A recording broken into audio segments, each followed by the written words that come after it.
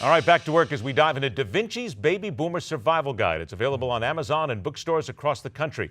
Now, there's plenty of things for retirees to think about. Lifestyle, maintain the income, health care, you name it. So let's go ahead and welcome back the co-authors.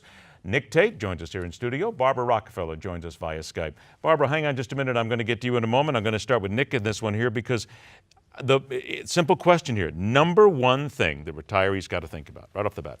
In a word, it's money. I mean, money gives What a shock. It really gives you the opportunity to it determines where you live, how healthy you can be. It really is the factor. And we know one of the reasons we're going to be facing this huge retirement crisis is that only 1 in 4 boomers has saved enough for retirement and to live comfortably in retirement. At the same time, we know that we're living longer than any other generation in history. So the likelihood that we will outlive our savings is pretty good for a significant number of millions of Americans. Barbara, is that a little surprising? I mean, we've got some very intelligent people in this country, and people certainly are aware that they're eventually going to retire. They're eventually going to need some money here.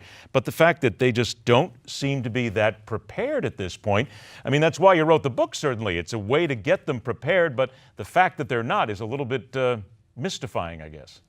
Well, my theory is that the 60s generation was just hopelessly optimistic and always believed that something good was going to happen at some point that would take care of this. It's an unrealistic and even delusional way of looking at the future.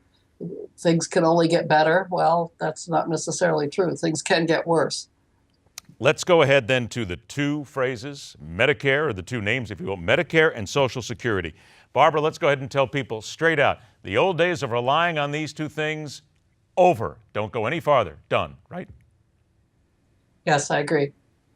So then why do we still have to tell them that? I mean, other than the fact that they're so optimistic here, because people still feel that these things are there and they're going to live forever.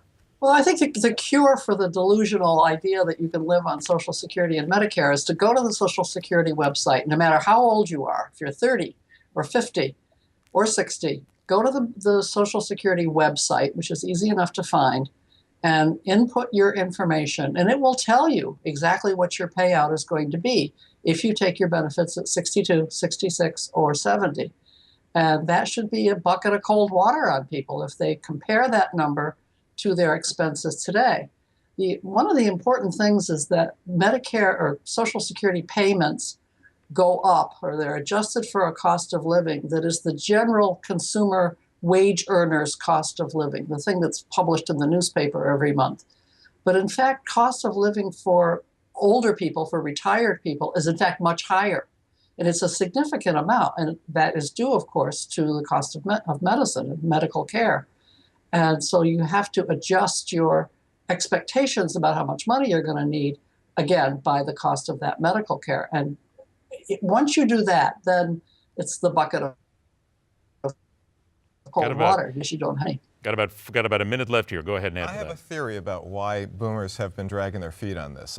Remember Pete Townshend's famous line from The Who's My Generation, hope I die before I get old. I mean, this is a generation that has revered youth, and I think that for a lot of folks, looking deep into the future has been kind of a difficult thing. We think of ourselves as young people and continue to think of ourselves.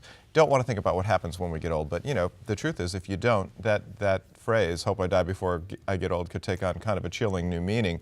And I think as boomers continue to be optimistic about the future, they also have to become realistic about the future, too. Well, that's also why it's not just boomers here, but people who are in their 20s can benefit from this right now, because people in their 20s feel they will live forever, probably more than the people who now are in their 50s and 60s. That's true. And, the truth is that the boomers will live a more youthful seniordom and into old age than any other generation if they're smart about the choices that they make. And, I'm hopeful about that. I think we can preserve that optimism and that dreamer quality that, as Barbara says, is exactly right. It's a quality of this generation. All right, stand by. We got one more to go before we go ahead and close things out here. Now, the book is called Da Vinci's Baby Boomer Survival Guide, a comprehensive examination and discussion of what every person hitting the retirement age of 65, or as we just mentioned, even those much younger, must know in order to be ready for the kickback years. Back with more from the co-authors, Nick Tate and Barbara Rockefeller, as we look into how to survive in those baby boomer years.